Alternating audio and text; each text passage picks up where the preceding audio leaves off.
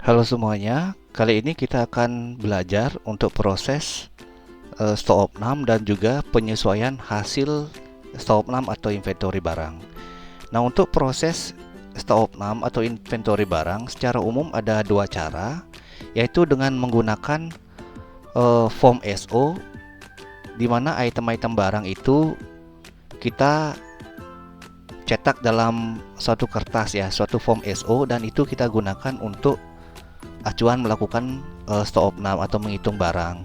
Kemudian cara kedua, itu bisa kita dengan menghitung langsung barang yang ada di operasional dengan bantuan alat PDT atau MDC seperti itu. Nah, khusus untuk cara stock opname yang menggunakan form SO, jadi untuk proses cetak item barangnya itu bisa dilakukan di sini. Klik transaksi, kemudian stock opname dan mutasi, pilih cetak input form SO. Nah, di sini ada bagian new, artinya kita akan membuat form SO baru yang nanti berisi item-item barang. Nah, nanti kita bisa pilih item barang apa yang mau kita cetak. Misalkan saya mau stock-opname khusus di bagian minuman, khusus yang subkategori atau jenis air aja. Atau misalkan air dan juga teh boleh juga. Tapi kali ini saya contohkan air saja. Kemudian, nah kalau misalkan mau menampilkan yang hanya ada quantity saja, nanti contreng bagian ini. Dan juga kalau menampilkan quantity dari masing-masing item itu nanti dicontreng ini. Jadi dua-duanya dicontreng. Tapi kalau misalkan tidak mau menampilkan quantity-nya, ini dihilangkan seperti itu.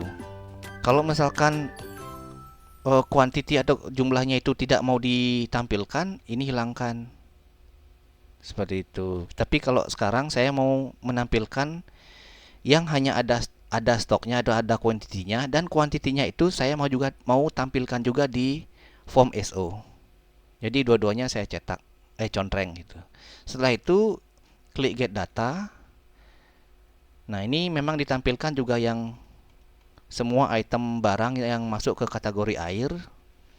Ini termasuk yang kosong juga ditampilkan. Tapi setelah simpan, klik simpan dan cetak, nanti yang kosong-kosong stoknya ini akan tidak ditampilkan. Oke, kalau misalkan mau menambah item juga boleh di sini. Misalkan saya mau menambah item MyZone gitu. Klik add item. Nah, saya ketik MyZone, enter. Nah, saya mau munculkan semua item MyZone agar muncul di form SO ini. Saya contreng semuanya, lalu tambahkan. Kemudian saya klik simpan, data disimpan yes. Nah, ini nanti masuk dia item MyZone. Nah, ini nanti kita print dan kita gunakan sebagai acuan untuk menghitung barang di tokonya kita. Ini cara yang pertama. Kemudian cara yang kedua, bisa kita menggunakan alat PDT untuk menghitung langsung barang-barang yang ada di toko kita. Setelah itu, kita langsung bisa transfer data barang itu ke proses penyesuaian. Nah, kita langsung ke proses penyesuaian ya. Untuk proses penyesuaian bisa dilakukan di sini. Kita scan barangnya. Nah, misalkan sudah kita stop 6, kita scan barang yang minus saja. Nah, misalkan ini ketemunya cuma 63. Seperti itu. Kemudian ini kita ketemunya yang hanya 55 kayak gitu. Nah, kalau mau kita menambah, misalkan item sudah diinput, mau ditambah yes. Misalkan ini ketemunya adalah 57. Enter. Kalau kita mau ngapus item barangnya juga bisa. Anggap seperti ini, saya tambahkan. Misalkan di sini ketemunya 17, enter. Tapi saya mau menghapus item pixie ini. Klik item pixie ini, kemudian ini berlaku F5. Tekan F5. Data mau di delete, yes. Nah, kalau sudah selesai, ini tinggal simpan atau sesuaikan saja. Mau disimpan, yes. Ini hasil penyesuaian. Nah, kalau kita misalkan mau menyesuaikan menggunakan alat PDT, bisa langsung juga. Nah, caranya untuk proses PDT-nya sebagai berikut ya. Kita klik tombol terima dari MDC, maka akan tampil seperti ini. Kemudian kita transfer data barangnya melalui alat MDC.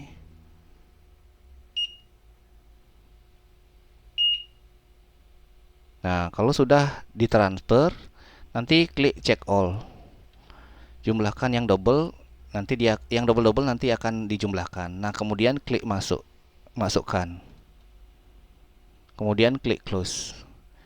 Nah, jadi item-item barang yang dihitung menggunakan alat PDT atau MDC ini nanti bisa langsung ditransfer dan langsung akan ditampilkan berapa selisihnya.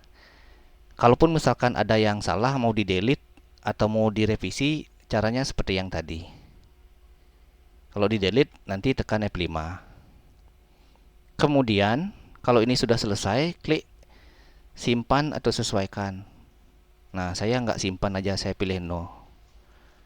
Saya clear untuk menghilangkan ini. Nah, anggap saja itu sudah tersimpan dan disesuaikan.